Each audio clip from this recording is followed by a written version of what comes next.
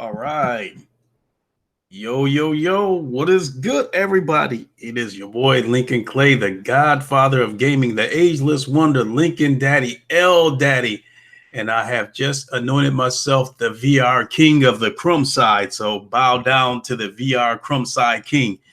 Nobody with less than 1,000 subscribers puts in more work than me for VR, doing all that nonprofit work. What's going on, everybody? How y'all doing? So I'm just getting home from another 10-hour day. And normally I would take a nap, but uncompetitive. What is up? To the king, to the VR crumb side king. So, just a minute. I guess I really don't need to follow this up. This morning I saw a video from BitCloud Gaming talking about that EA Access is finally coming to the PS4, and then on Sick Humor's podcast today, they talked about it a little bit, and honestly, no, Christopher Hart. This is according to BitCloud Gaming, Sony is finally going to let EA Access come to the PS4. But just a second.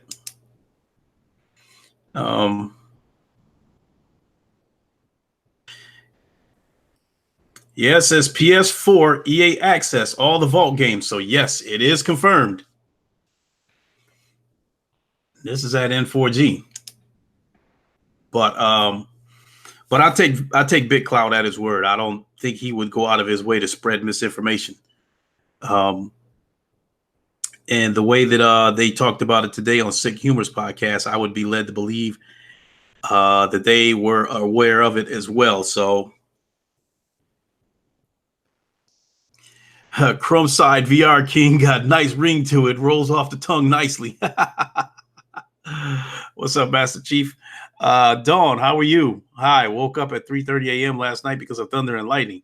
Wow, I think you guys been having been raining 2 days in a row there. So as a lot of you know, a while back, however long ago it was, EA pretty much approached Sony about bringing EA Access to the PS4, and Sony said no, which at the time I thought was the right move. And on the outside looking in, I assumed that Sony said no. I would assume that what was the two reasons that I said it?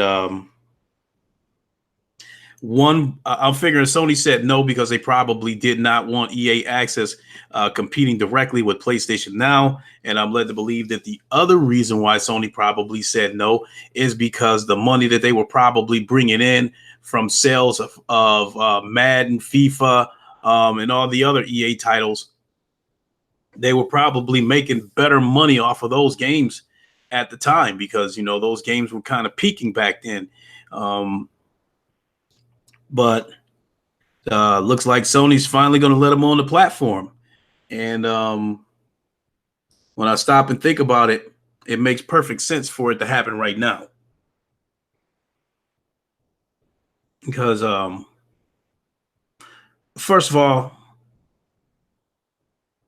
let's look at it from the Sony side first.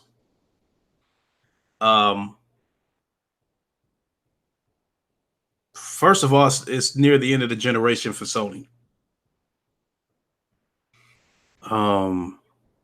After the remaining games come out, like The Last of Us 2 and Death Stranding, Ghost of Tsushima is still up in the air because we don't know if that's going to come to the PS4 or the PS5 or if that's going to be a cross-gen title. But just for the sake of making my point, that after Death Stranding and The Last of Us, as far as Sony exclusives goes, blockbuster exclusives, there's probably not much going on. There's probably still going to be some VR exclusives and stuff, but as far as AAA high budget exclusives, there's probably not much going on after that. And then just because EA Access is on the PS4 doesn't mean that it's going to be on the PS5. So one way that you could probably look at it is that Sony had a nice new car that they loved. EA wanted to buy it from them, and Sony said no. Maybe EA was persistent. And then finally, after about a few years, when the car has lost its luster and they're ready to get a new car, maybe Sony finally said, okay, you can buy this car. That might not be a good comparison, but I think it helps make my point. We are near the end of the generation and things are going to slow down.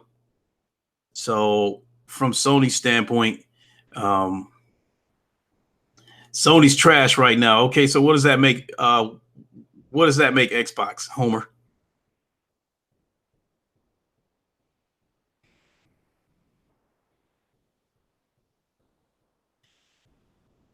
Spartan Guy, you say it's definitely going to be on PS5? I have to wait and see about that one. But at the same time,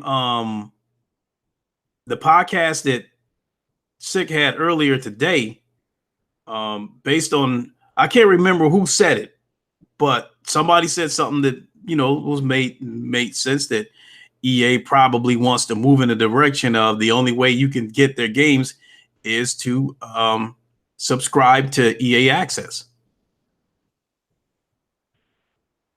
So if EA ends up going that route, then yes, Sony would probably almost have no choice but to let EA Access onto the PS5 platform, because they ain't going to get any money from physical and digital sales.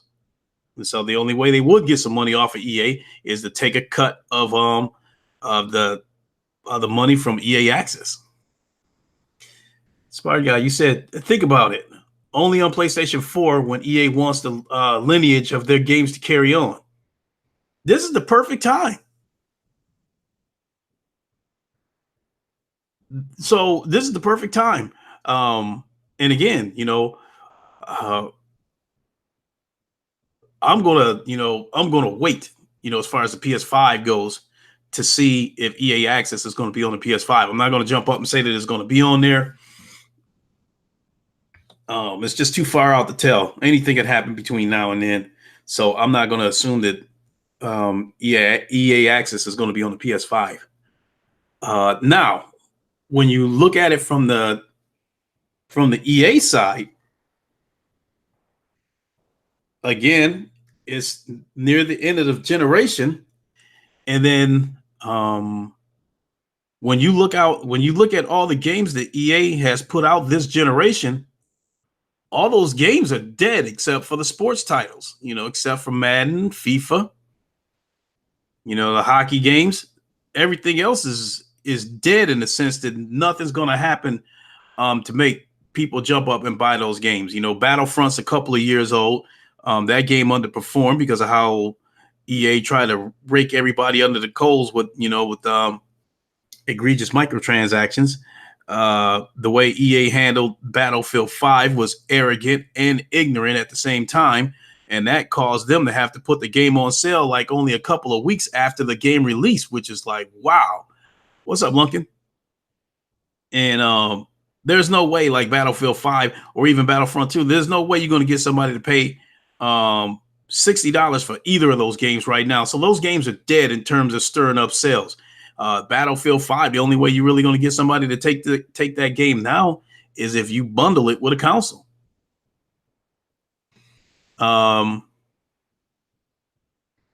So yeah, those titles, and then looking ahead, other than the normal sports titles coming from EA, Jedi Fallen Order is really the only AAA exclusives coming from EA in the foreseeable future. Other than their sports titles, what do we know that they have coming, at least to console, after Jedi Fallen Order? So Spartan Guy, PS5 going to be able to play PlayStation 3 games, but Sony will still lock it behind PS Now just for licensing reasons. Okay. So now, so now that we got the reasons out of the way, why I think it would be beneficial for both of them to go ahead and do this now, because like I said, those games that EA that I was talking about with EA, the Battlefront 2, Battlefield 5, Anthem, which was a disaster. None of those games are selling now. So EA's not really making, I don't think they're really making a lot of money off of those games now. And Sony's not making a lot of money off of those games because, they get their cut, which I believe is 30%. You heard about Disney trying to buy Activision, but that's worrying. Well, shit, I just got an alert from the quartering. Apparently, Activision fired the head of Call of Duty and fired 9 other executives. So that's what the title said. So I'm going to have to check that out and see what that's all about. There's definitely a big shakeup going on over there at Activision. So on the outside looking in, and I'm just speculating, I'm led to believe that EA probably approached Sony about bringing EA access to the PlayStation 4 platform. And as I said before, Sony said no, probably because they didn't want direct competition with PlayStation Now, and the money that they were probably getting from, sales of FIFA, Madden, and all those other titles. The money was probably better getting their 30% cut off of those sales. So, but I'm led to believe that EA kept pursuing them, kept asking them. And I'm guessing that, Sony probably kept saying no. And I would probably be under the impression that, hell, EA probably came to Sony and made them an offer they couldn't refuse. It probably told them something along the lines of, let us get EA access on the PS4. And then instead of the normal 30% royalties that you take, how about we give you 35%? How about we give you 38%?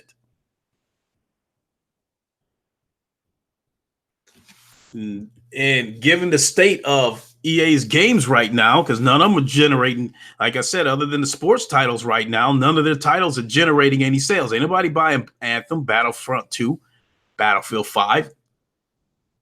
Those games aren't generating any money, so why not let them on? Why not let it onto the PS4? Why not let the service on there now? So again, I wouldn't be surprised if EA was persistent in trying to get Sony to let them get that service onto the platform. And like I said, I'm just throwing shit at the wall. Maybe EA said, instead of the normal 30%, we give you 35, 38, even 40. And maybe that was enough to perk Sony's ears up.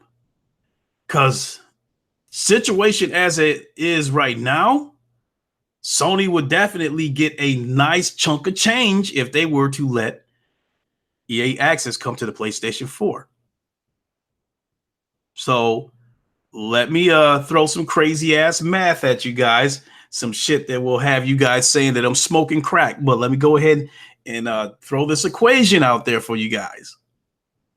Just for the sake of making my point, we'll just say that the PlayStation 4 is at 100 million consoles sold. EA access costs $5 a month. You said, did you see the list of games? There's like 8. That could be. I didn't see the list of games, but if it's only 8 games there, maybe that's something that maybe those were stipulations that Sony put in. Maybe that's something where this is just something to get the ball rolling, and we'll add more games as time goes on.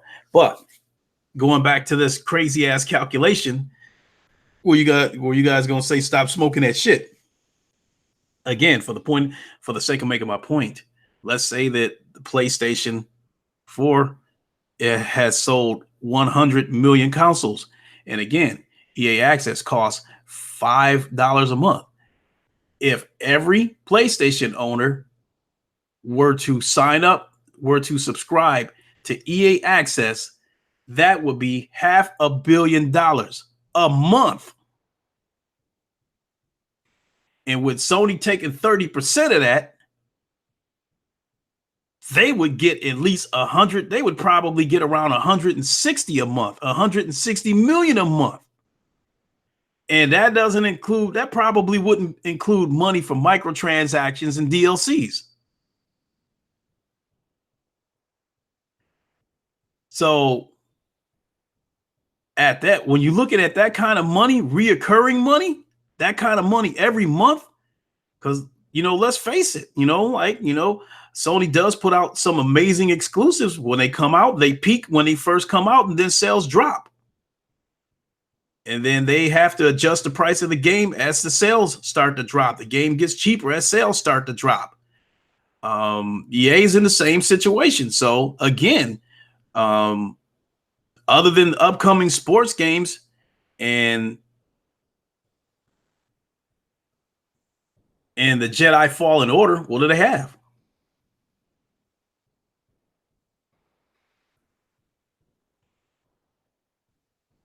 So again, of course, they're not going to get 100 million subscribers, but it's still the potential. That's still a potential $500 million a month. And then if Sony decides not to let them onto the PS5, then shit, that'd be all the more reason to do it, to go ahead and milk the shit out of them the rest of this generation and get that kind of money. I bet you if they allow, and then one of the selling points of EA Access, and that's one of the advantages that the Xbox had over the PlayStation people, is that people who were subscribed to EA Access was able to play shit like Madden a week before the game released. And naturally, Madden sold way more copies on the PlayStation than it did on the Xbox. So if you bring EA Access to the PS4, I see a lot of people signing up for it just to be able to play Madden or FIFA early, to be able to play it a week early. If you combine the user bases of those two games, shit, I wouldn't doubt that you would probably be talking at least 10 million people being subscribed to that service. And with that kind of money, you're still looking at shit, 50 million a month. With Sony getting 30% of that, they'd be getting about 15 million a month, just just on the player basis that would sign up for the service just to have early access to the sports titles. So, because as we draw closer to the end of this generation, there's got to be some people that are holding back on buying games or even buying maybe they already got a PlayStation, but they are holding back and passing up on buying the PlayStation Pro in order to wait for the PS5. So I'm just making a point that now that we're nearing the end of the generation, there's probably a lot of people hanging on to their money waiting for the next generation. But $5 a month for EA Access, which I almost signed up for it, because when Anthem first came out, I was going to sign up for it just so I could have access to Anthem, so I could play Anthem with Sick Humor on PC. But when I started hearing about all the problems the game was having and how EA was slowly working the microtransactions into it, I passed. I decided not to do it. So, but again, that they're going to sell a lot more EA Access memberships on the PlayStation versus how many would be on the Xbox. And I wouldn't also be surprised that I wouldn't be surprised if maybe Sony put in some stipulations where you don't add any other games that might be already on PlayStation Now. But I also had another theory that might be a crackhead theory. What if EA came to Sony and said, we'll give you 38% to get EA access on the PS4, and Sony were to respond with, tell you what, we'll keep it at the 30%, but in return, in addition to the 30%, you develop a VR game for us for the next generation for the PS5, and we'll fund it. You get your team of best developers out there and make some kind of experience, make some kind of VR mode for Madden or some shit like that. Because that Star Wars X-Wing mission that was on VR was actually pretty good. And I'm sure, I don't know who approached to, but I'm sure Sony either paid them or cut EA a big break, to develop that mission to help promote VR, because that's I think that was one of the launch titles for when the PlayStation VR came out. And I absolutely liked it, but the PlayStation VR was in its infancy, so I was still dealing with motion sickness playing some of those games. So who's to say they didn't do something like that? Who's to say that they didn't make some kind of deal where, EA or maybe EA makes a VR mode for one of the titles, or maybe Sony gets the marketing rights to some upcoming shit that EA might be working on. Who knows? So, but in any case, given that we're near the end of the situation, near the end of the generation, and I don't really expect things to pick up dramatically, even with sales where they have bundles or price cuts or something like that, I don't expect sales to pick up dramatically. So this is the perfect time for EA and Sony to come together and let EA Access come to the PS4. And I don't know, I'm not a big fan of subscriptions.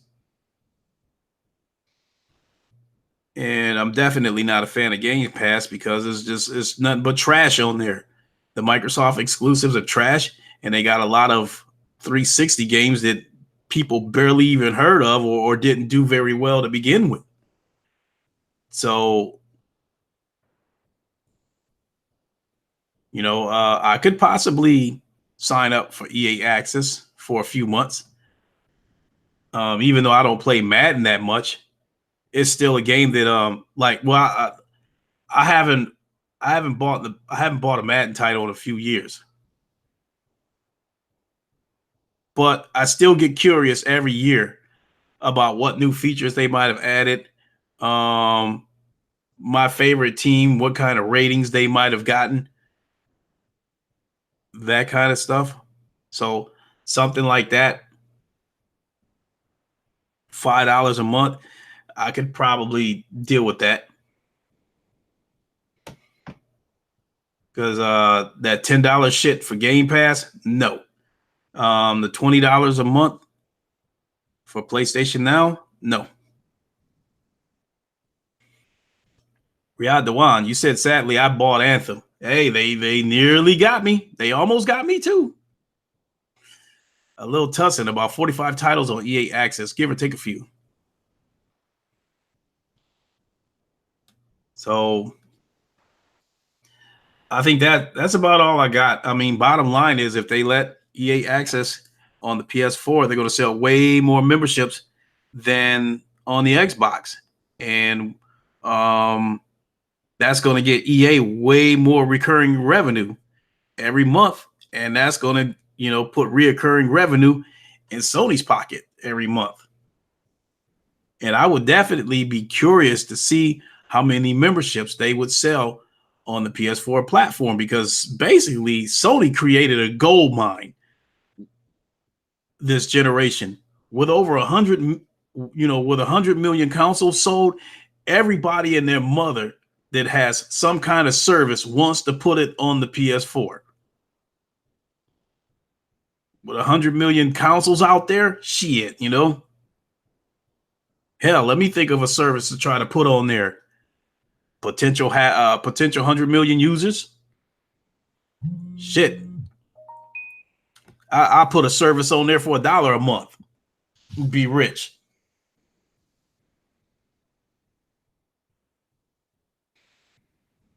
Might have to check that out. Hard 8 just uploaded a video of Madden NFL 20 gameplay. And the games usually comes out, I think, usually first week of August, I believe, second week of August. But my guess is if he has access to it now, unless he's in some kind of a beta, which I doubt, probably playing it through early access. EA access, early access. But excuse me, that's all I got on that. Just a couple of VR tidbits, and then we'll get on out of here. So one of them is that I don't know if it's out. I don't know if it's out. If it's not out yet, I know that it's coming soon. And that is the update for the Oculus Quest. It is supposed to receive the same update that the Oculus Rift S got a few weeks ago, which is supposed to dramatically improve tracking. So, and then I think there's supposed to be some more stuff coming to side quests. There's been a lot of videos talking about side quests. So I'm definitely going to have to check that out this weekend once we unbox my son's Oculus Quest. Let's see here. It says Prime Video VR. So Amazon Prime Video comes to Oculus Quest and go with voice search. Huh?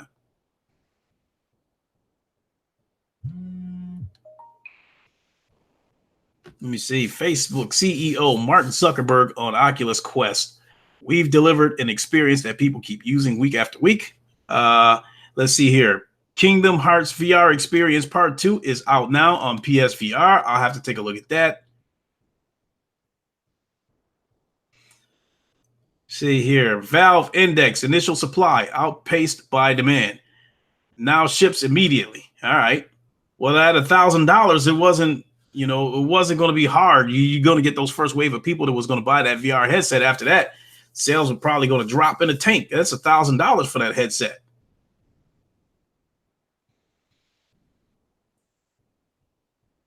So I think that's it there. One other note. Is it officially confirmed that PSVR 2 will be $250 or a rumor? I don't know. Uncompetitive. That's if that's $250.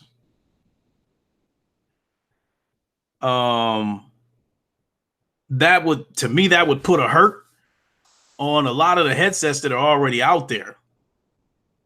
We already know a lot of people are going to buy the PS5 to begin with, but you have people like me that's going to have a PS5 and a PC that's going to have VR on both platforms. And you got the Rift S that's $400, Samsung Odyssey Plus, and I think it's $500. The HP Reverb, which is $700, I believe. Valve Index, which is $1,000. I don't know what those Pimax headsets cost. There's 3 of them, 4K, 5K, and 8K, but I know they're not cheap either. So you have a PS5 headset, PSVR 2 headset come out with specs that are on par with all those other headsets that I mentioned for $250. That's going to put a dent in everybody. I mean, there might be some people that might be considering buying an Oculus Rift S that probably won't do it now, because what sounds better, $400 or $250? Because a lot of people are already going to buy that PS5 to begin with. You're already halfway home. You said $800 and it comes with cardboard Crocs. All right. Will PSVR 2 work on PS4? I doubt it, uncompetitive. But it has been confirmed that the current PSVR will work on the PS5.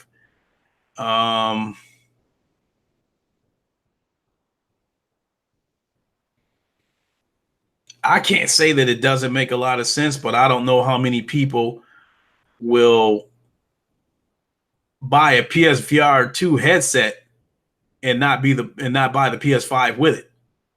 Especially if this thing is supposed to have, 3-4 times the power of the PS4 Pro. Yeah, I think you're gonna see some amazing shit next generation for the PlayStation VR. I truly believe that. I said, well, I just repeated your question, but no, I don't think they're gonna do that because in some sense, uncompetitive. I feel like that would be going a little bit backwards to buy PSVR 2 and use it on the PS4.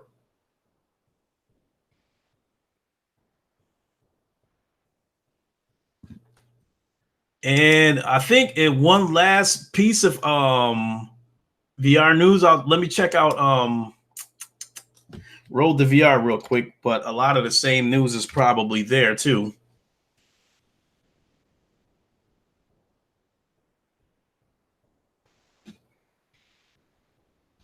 And Magic League brings hand occlusion, expanded multiplayer support, and love, and more.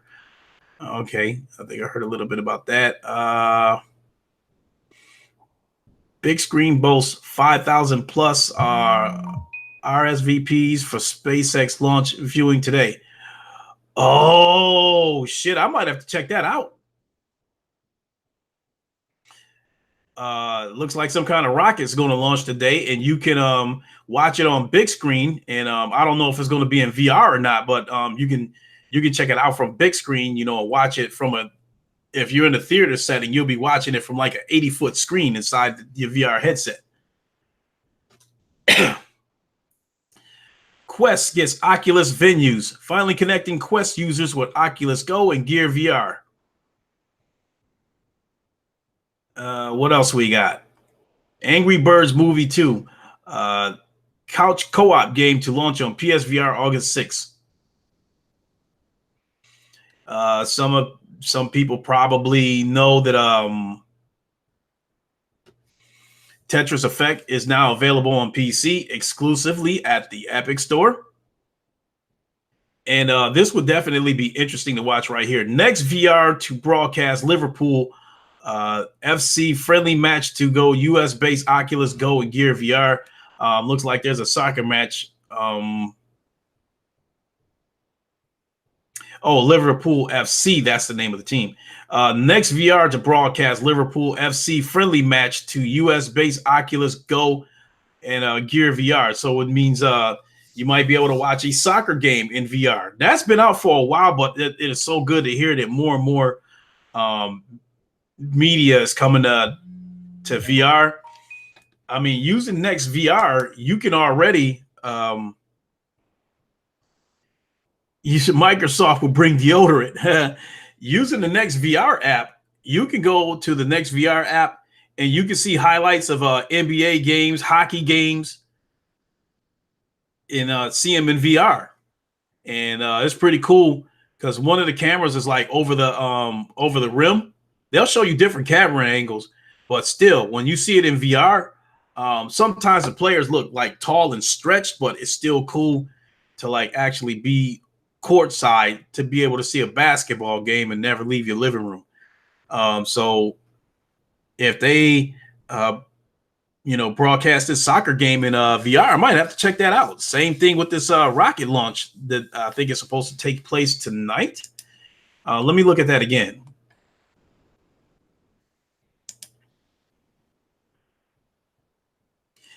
So yeah, today's the 24th. And this article came out today. Big Screen released their Big Screen TV update 2 weeks ago, which brought 50 plus live streaming TV channels to the platform for free. Now, company founder and CEO Darshan Shankar reports the social viewing platform received more than 5,200 users who want to watch it in VR this afternoon. So if those numbers sound a bit too good to be true, Shankar explains that it's actually in the realm of possibility. Last week, the platform hosted a viewing party for F Reality podcast with YouTubers Nathy, VR Oasis, Rowdy Guy, and Zimtalk 5, which garnered a total of 1,200 people. So he said, granted, not all 5,200 users will be in the same room together, but rather given access to publicly available rooms that hold a maximum of 8 users apiece. A channel can, however, technically support thousands of people. Yeah, I'm gonna have to check this out and get some more information about this. The launch is slated to take place today at 6:24 Eastern time, which is in 6 minutes. Ooh, I'm gonna have to check that out. But so yeah, that'll be cool to check that out. I hope they do it in VR and not just on big screen, and not just on a big screen, but I hope it's in VR.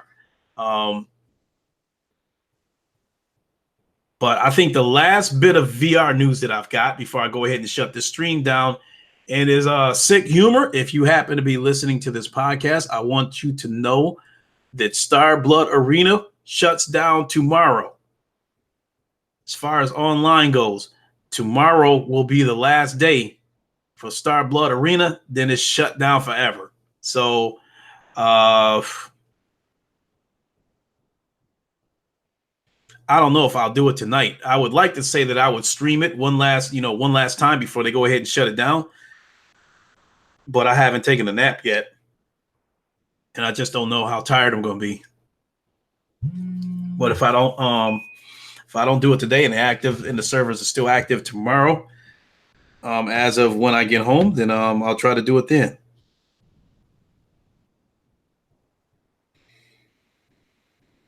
So I think that's about going to do it for me. That's about all I got. And I think I'm going to get ready to watch this rocket launch. I just hope they don't do a, bunch of pre-shit that's going to, like a whole hour before the damn launch, just start up the stream, and hopefully the rocket will launch within a half an hour after the stream starts. So, but I want to thank everybody for coming by. I definitely wanted to talk about this EA Sony hookup while it was still fresh in my mind. I am going to try to go back and gather all the gaming news that happened this past week, and I'm going to attempt to fire up live from Wakanda again starting this Saturday. So if I have enough shit to talk about, I will do it. And if Craig Harris happens to be available, I will ask him to join us at the royal table like we always do. So uncompetitive. If there's pre-shit, there will be a countdown. Okay. All right, Christopher Hart. I'm a boogie on out of here. And also, this isn't news, but I'll tell you guys, it is really, really tough not to touch that Oculus Quest that I bought my son. It is hidden in the apartment, and every day I want to crack that thing open. Everybody that has the Oculus Quest absolutely loves it. Are you getting Discord to replace Google Hangouts? I'm probably going to use OBS uncompetitive.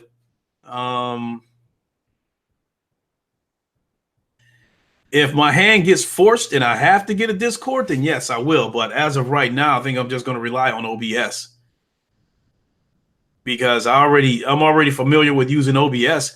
The only thing that I don't know how to do is how to invite someone to my podcast, which I can easily look that up on YouTube, through OBS. I can hook up a camera if I choose to.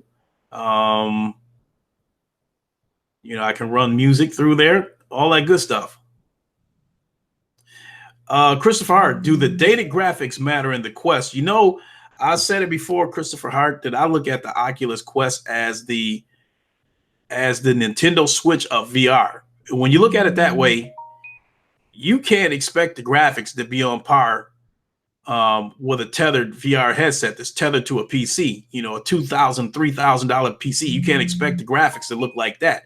When you got a VR headset that's running off of a mobile processor.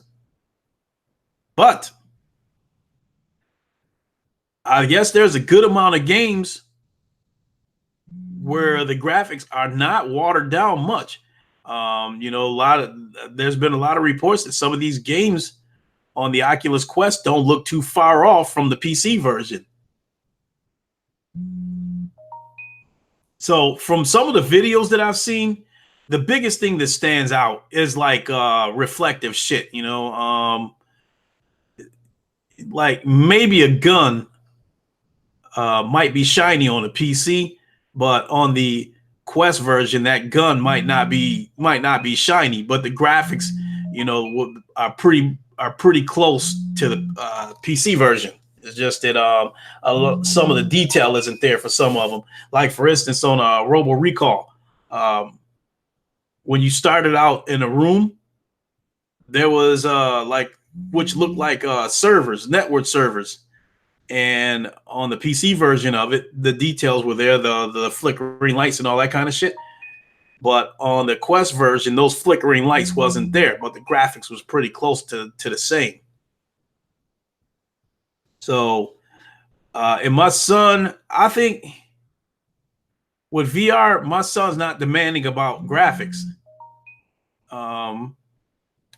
And he said, like, for instance, Pavlov, that's his favorite game on VR is Pavlov and Five Nights at Freddy's. And he's already said that he's okay with the graphics on Pavlov possibly being watered down. He just wants to play the game. It says, so basically the difference you see from the standard PSVR to the upgrade with PS4 Pro VR, I would like to think so, but to tell you the truth, I've experienced VR on the standard PS4 only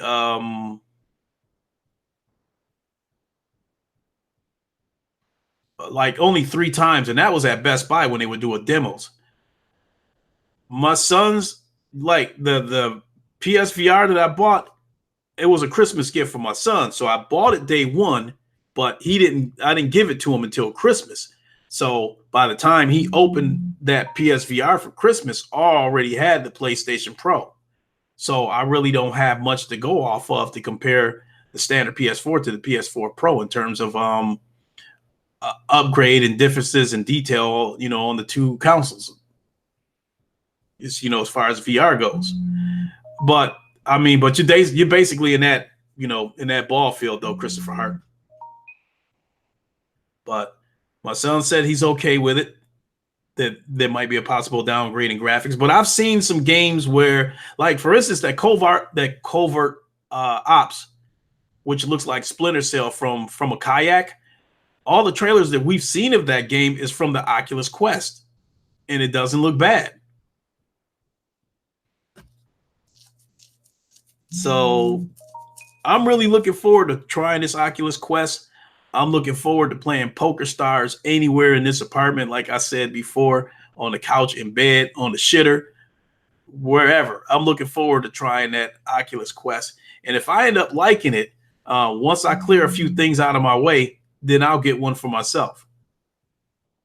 So, I mean, I dropped $1,600 over the past 3 weeks, $400 for the Oculus Rift S that I bought, another $400 for the Oculus Quest that I got my son, and then I dropped about $900 to get my car fixed. So I gotta clear all that shit out of the way. Once I do that, then I might look into getting a Quest for myself. But in the beginning, when the Quest first came out, I was like, nah, I got no interest in that. I want I want the best version of every game. But now I'm really, really warming up to the idea of being able to take VR on the go with me and be able to play it anywhere. And these days, most everywhere you go, there is some sort of internet connection. So I would be able to take an Oculus Quest with me and be able to play Pavlov or whatever multiplayer game is out there and be able to play it anywhere, where there's a headset. So I'm really warming up to that idea of a wireless headset and taking it on the go with me wherever I go. So I'm warming up to the idea of an Oculus Quest more and more. How are you going to see to wipe when you have a VR headset on the toilet? Because of the camera pass through, uncompetitive. Both the Oculus Quest and the Oculus Rift Once you set up the Guardian, if you go outside of that Guardian, it has a camera pass through that lets you see the real world through the cameras. So yeah, I'd be able to lean forward past the Guardian and then see the bathroom and look to the right and see the shit paper hanging on the roll.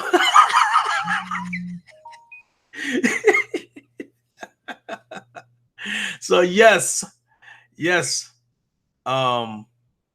I would be able to take a shit without any obstacles. I could play Poker Stars VR while on the shitter with no obstructions.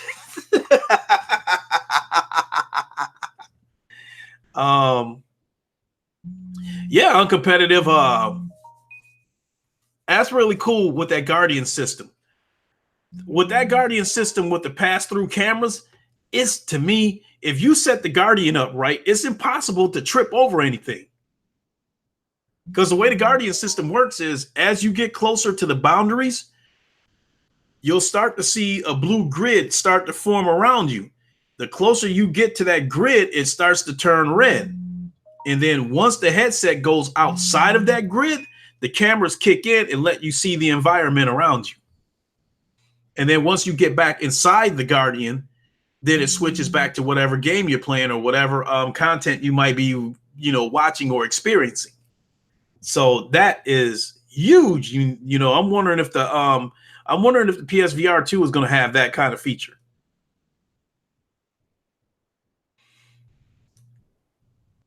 Because currently the way things are on the PlayStation VR, yeah, that's so flipping lit. Yeah. I don't know how to do it, but like some of the bigger name YouTubes that have more advanced computer skills, you can go check out some of their videos. Just type in, Oculus Rift or Oculus Quest pass through, and they can show you what it looks like once you go outside the boundaries. So yeah, that is cool. I absolutely like that feature.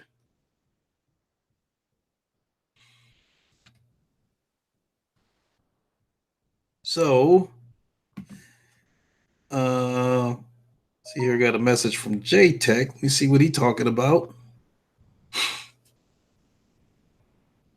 Yeah, but that's it. So I'm going to do, and lastly, so I'm going to go ahead. I think I'm going to go ahead and do a crumb side. I'm calling it the Oculus Quest crumb side unboxing.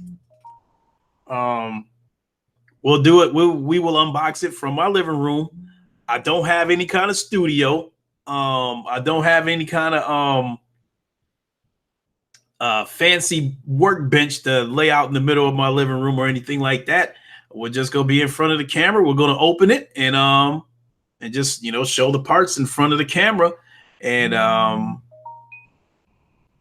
don't know. We'll probably try to activate it right then and there.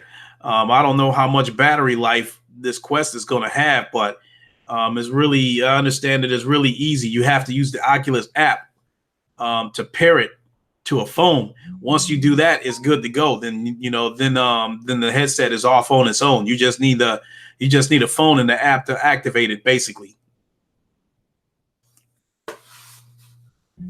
So I am super, super excited to see this thing this weekend.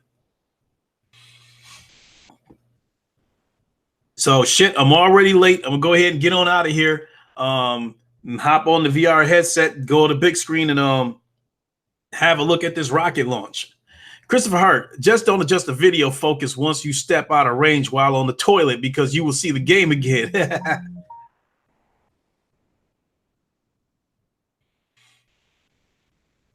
Yeah, I get what you're saying.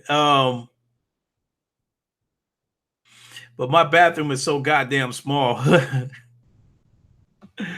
I doubt I'd do something like that and play VR Poker Stars VR while on the shitter. Not unless I see myself in there taking a dump for a half hour, which I would almost have to be sick for me to be on the toilet that damn long.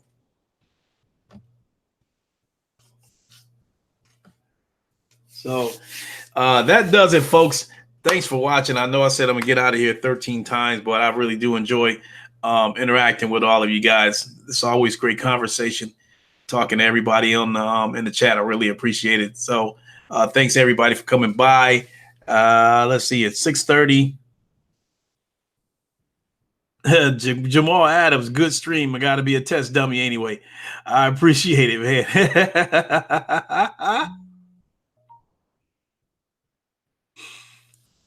So, all right, folks, let me get on out of here and go check out this rocket launch. I will holler at y'all later. I can't make any promises on whether I'm going to stream something tonight because I just don't know how tired I'm going to be. These 10-hour shifts, I've been exhausted, but it is what it is. I mean, I've been working these 10 hours for the last couple of weeks, and that is huge in terms of needing that overtime money to pay off these toys that I bought with the Rift S and the Quest, and paying for my car repair. So I don't have a problem with overtime, you know. And I've said it a trillion times. I'd rather be told that I got to work overtime rather than being told we got to lay you off. So I'm a blue collar working man. I take my ass to work, you know. But if you want toys and shit like that, you got to work for them, you know. Nobody just gonna hand them to you. At least not that I know of. So, all right, y'all have a good one, and I'm gone. Deuces.